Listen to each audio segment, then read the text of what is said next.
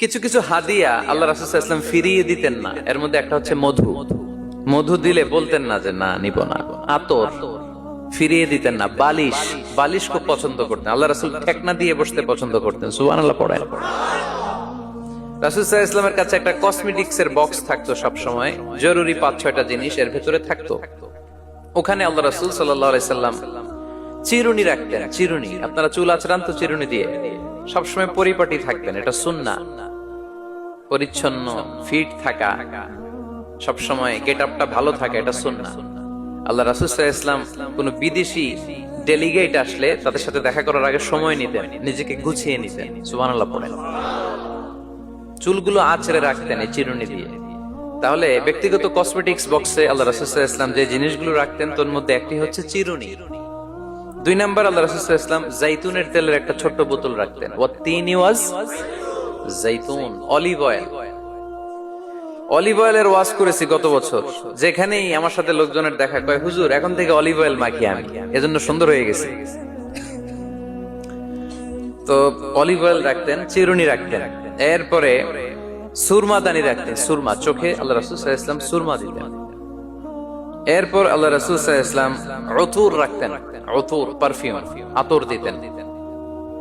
কিছু কিছু বিষয় আছে আরবাউন মিন সুনানিল মুরসালিন, 4টা সুন্নাহ আছে, সব নবীদের সুন্নাহ, সবাই এটা করেছেন। এর মধ্যে একটা হচ্ছে উতুর, সব নবীরা আতর দিতেন। সুবহানাল্লাহ, বাড়িতে যাই বলেন আতর দিবেন, এটা সুন্নাহ। আপনার ইমপ্রেশনটাকে আরো সুন্দর করবে। First impression lasts long. প্রথম দেখায় যারে ভাল লাগে এটা সবসময় ভাল লাগে, ঠিক কিনা?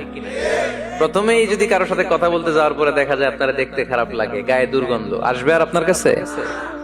আসবে না। এরপর আসিওয়াক, ওই কসমেটিক্স বক্সে আল্লাহ রাসূল সাল্লাল্লাহু আলাইহি ওয়াসাল্লাম মেসওয়াক রাখতেন। কি রাখতেন? এটাও সব নবীদের সুন্নাত।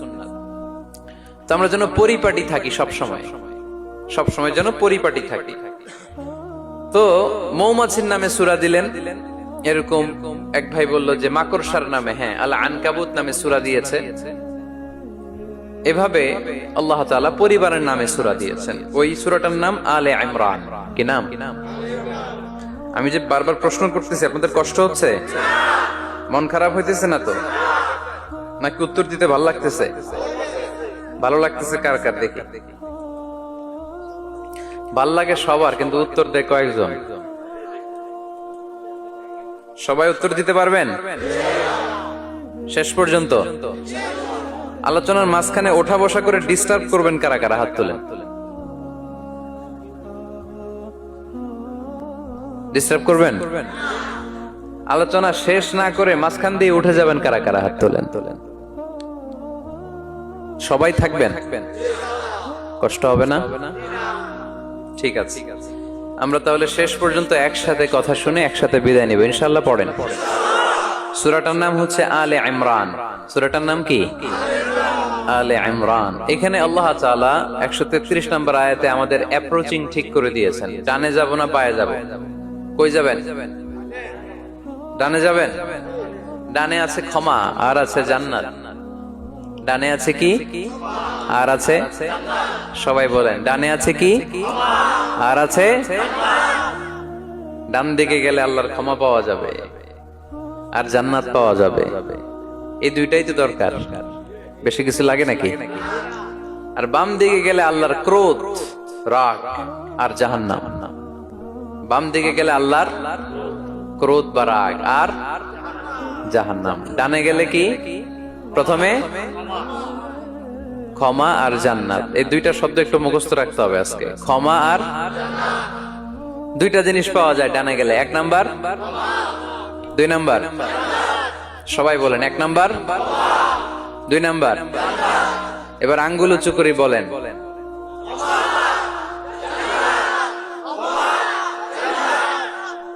মাশাআল্লাহ।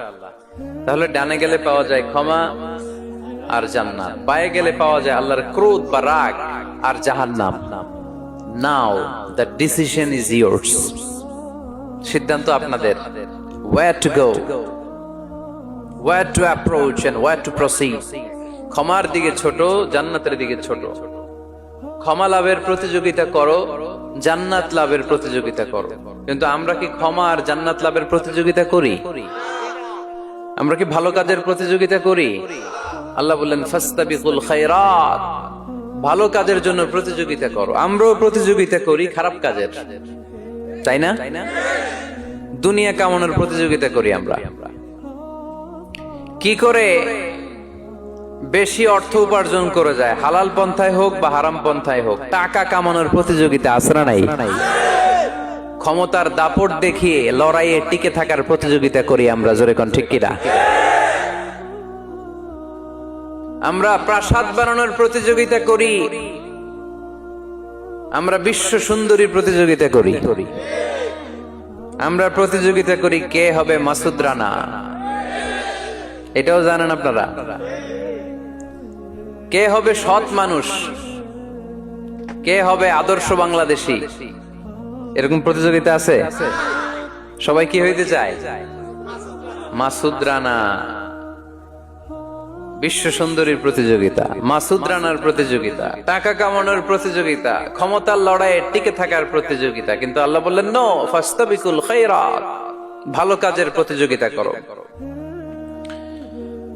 আল্লাহ বুঝাতে চাইলেন দুনিয়ার ক্ষণস্থায়ী প্রতিযোগিতায় নেমে সময় নষ্ট করো না, ভালো কাজের প্রতিযোগিতা করো। আর ক্ষমার জান্নাত লাভের জন্য ছোট, এটা এমন জান্নাত যেই জান্নাতটা আকাশ জমিন বিস্তৃত। সুবহানাল্লাহ পড়ে। ওয়াসারিউ ইলা মাগফিরাতিন মির রাব্বিকুম ওয়া জান্নাতিন আরদুহাস সামাওয়াতু ওয়াল আরদ উইদ্দাত লিল মুত্তাকিন। সুবহানাল্লাহ পড়ে। ও আমার গোলামেরা, আমার বান্দারা, ছোট দৌড়াও, জান্নাতের দিকে দৌড়াও, ক্ষমার দিকে দৌড়াও। ক্ষমা অর্জনের জন্য প্রতিযোগিতা করো, জান্নাত লাভের প্রতিযোগিতা করো। এমন জান্নাত আরদুহাস সামাওয়াতু ওয়াল আরদ, যেই জান্নাত আকাশ জমিন পর্যন্ত বিস্তৃত, বিশাল জান্নাত। জান্নাতে কি ধাক্কা ধাক্কি আছে? ঠেলাঠেলি, জায়গা নিয়ে মারামারি? আমাদের বাংলাদেশে জায়গা নিয়ে মারামারি আছে না নাই? কোর্ট পর্যন্ত গড়ায়, তাই না? সামান্য 1 বিঘা জায়গার জন্য কোথায় চলে যায়? কোর্টে। কোর্ট পর্যন্ত গড়ায়। কিন্তু জান্নাতে এই জায়গা নিয়ে ধাক্কাধাক্কি হবে? বিশাল জান্নাত, বিশাল জান্নাত। সর্বশেষ যেই লোকটা 1000 বছর জাহান্নামে পোড়ার পরে জান্নাতে ঢুকবে, ওই লোকের জান্নাতের যে সাইজ হবে, এটা এই দুনিয়ার সাইজের 10 গুণ বড় হবে। আগের কালে আমাদের যে দরজাগুলো ছিল গ্রাম বাংলায়, দরজাগুলোর 2টা কপাট ছিল, জানেন? 2টা কপাট একসাথে আইনার পরে তালা লাগাইতো। এখনই না 1 কপাটের দরজা শার্ট করে খুলে যায়। এখনো আছে? তো আল্লাহ রাসূল সাল্লাল্লাহু আলাইহি ওয়াসাল্লাম বললেন জান্নাতের যে দরজার 2টা কপাট, এই 2টা কপাটের একটা কপাট কত বড় শোনো। ইন্না আল মিসরাআইন মিন মাসারি'আল জান্নাহ মা বাইনা মক্কা ওয়া হাজার। জান্নাতের 2 দরজার 2 কপাটের একটার সাইজ হচ্ছে সৌদির মক্কা শহর থেকে বাহরাইনের হাজার শহর যত দূর, জান্নাতের একটা কপাটের দূরত্ব তত দূর।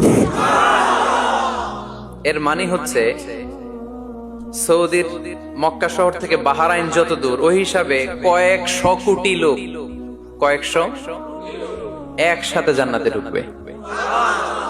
এক ধাক্কায় কয়েকশো কোটি কিংবা কয়েক হাজার কোটি ঢুকে যাবে। তাহলে ওই জান্নাতে কোনো ধাক্কা ধাক্কি, ঠেলাঠেলি, কিলাকিলি, সুবহানাল্লাহ পড়ে।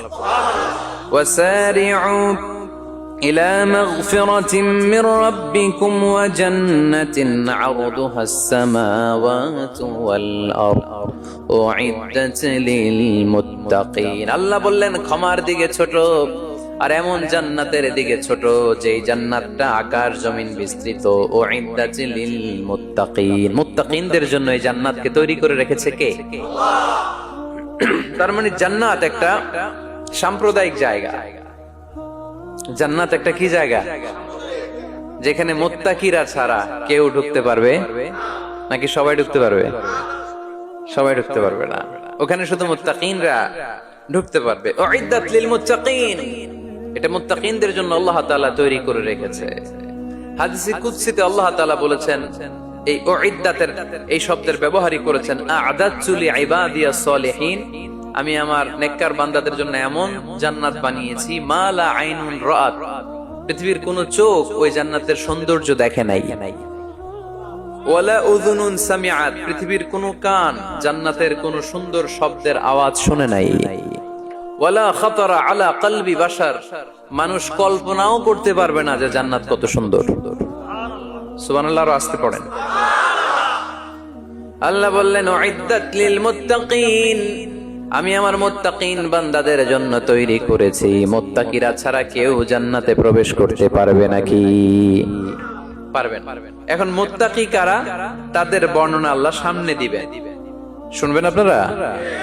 আচ্ছা, এটা হচ্ছে কোরআনের একটা বর্ণনা ভঙ্গি। কোরআনের মধ্যে অনেক বেশি কোহেরেন্স আছে, সিকোয়েন্সটা অনেক সুন্দর। যখনই আল্লাহ বলবেন কাফিরিন, কাফের কারা, তার বর্ণনা দিবেন। এরপর যখন আল্লাহ বলবেন মুনাফিকিন, মুনাফিকিন কারা, আল্লাহ বর্ণনা দিবেন। এরপর যখনই আল্লাহ বলেছেন মুত্তাকিন, মুত্তাকিন কারা, তারপরে তার বর্ণনা দিবেন। সুবহানাল্লাহ পড়েন। যেমন আল্লাহ সূরা বাকারার শুরুতেই মুত্তাকিদের বর্ণনা দিয়েছেন।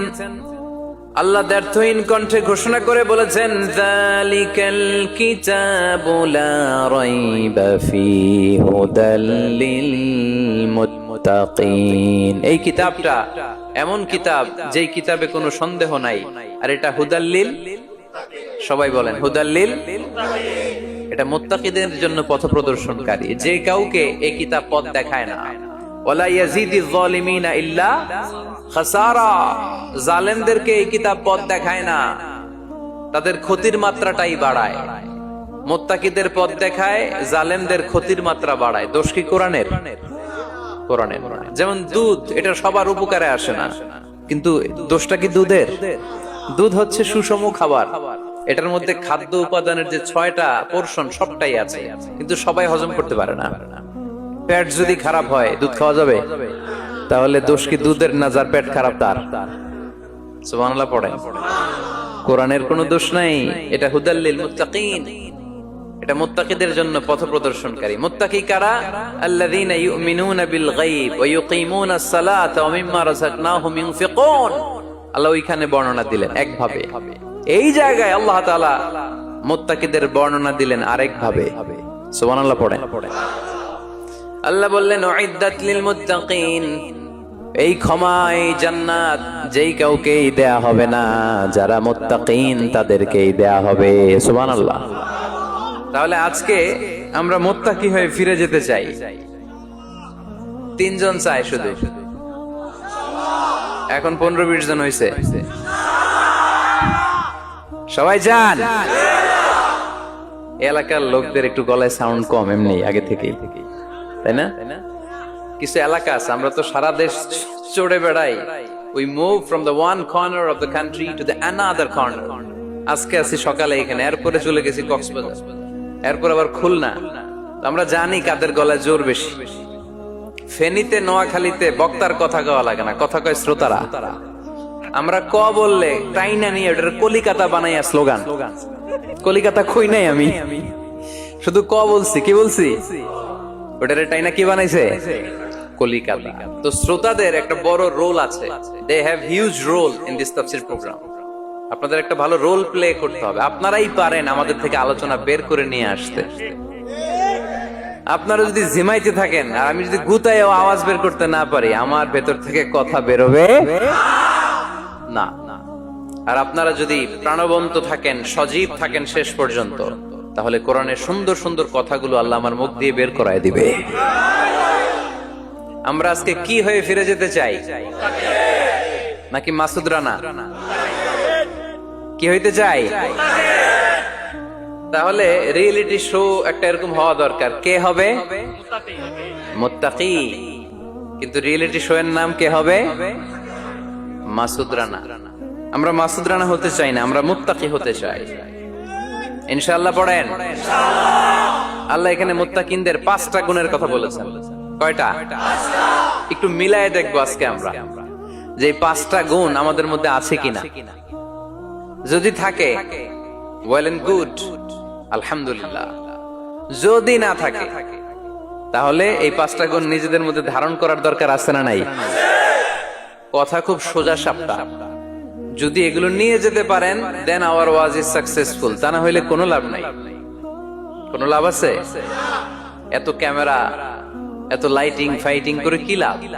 এই যে ছুটে আসছেন শীতের রাত, আমি তো এত জেলায় ঘুরলাম, এরকম শীত পাই নাই।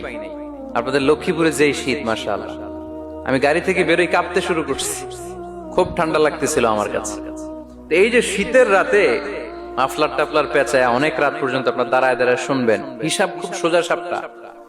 মুত্তাকি হয়ে ফিরে যেতে চাই, জীবন পাল্টাতে চাই, সময় নষ্ট করতে আসি নাই। সময়ের অনেক দাম, সময়ের দাম দিতে শিখেন। সময়গুলো অনেক দামি। সো আজকের আলোচনা থেকে আমরা কিছু নিয়ে যাব, শিখে যাব, আর কি হয়ে ফিরে যাব? বৈশিষ্ট্য কয়টা? তাহলে একটু চেক করবো যে আছে কিনা আমাদের মধ্যে এই গুণগুলা। থাকলে ভালো, অনেকের হয়তো আছে। যদি না থাকে, এগুলো আমাদের ধারণ করতে হবে। কথা কি ক্লিয়ার না? আলহামদুলিল্লাহ।